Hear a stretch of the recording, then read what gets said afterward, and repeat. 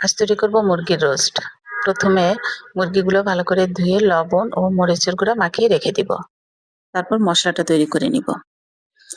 1 table চামচ পেঁয়াজের সাথে 1 চা চামচ আদা ও রসুন বাটা দিয়ে দিব। এবার 1 কাপ দইয়ের ভিতরে মরিচের গুঁড়া, জিরে গুঁড়া, ধনে গুঁড়া, গরম মশলা গুঁড়া ও কাজু বাদাম ও কিশমিশ বাটা দিয়ে ভালো করে মিশ্রণটি মাখিয়ে নিব।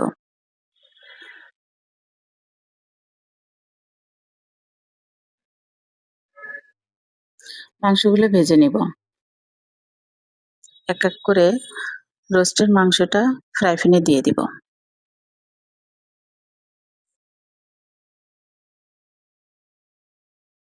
মাংসটা উল্টে পাল্টে ভেজে নিব লাল লাল করে।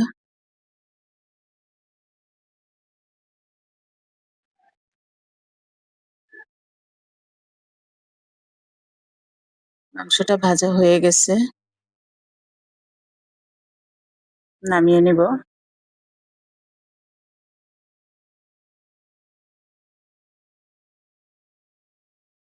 এবার ওই তেলের ভিতর ফোড়নের জন্য দিয়ে দিব দারচিনি, লবঙ্গ, এলাচ ও জয়ত্রী। এবার পেঁয়াজ ও রসুন আদা বাটাটা ভালো করে ভেজে নিব। তারপর দইয়ের সাথে মেশানো মশলাগুলো দিয়ে ভালো করে কষিয়ে নিব। মশলাটা মোটামুটি কষানো হয়ে গেলে দিয়ে দিব 1 টেবিল চামচ সস। এবার ভালো করে মিশিয়ে 1 কাপ দুধ দিয়ে দিব। ঝোলের জন্য দিয়ে দিব 2 কাপ পরিমাণ জল। ফুটে গেলে রোস্টের মাংসটা দিয়ে দিব। ভালো করে জাল করে নিতে হবে যাতে মাংসটা ভালো করে গলে যায়। মাংস গলে গেলে 1 চামচ চিনি ও 3টি কাঁচামরিচ দিয়ে দিব। নামানোর আগে ঘি ও গুঁড়া দুধ দিয়ে দিব, এতে স্বাদটা অনেক বাড়বে।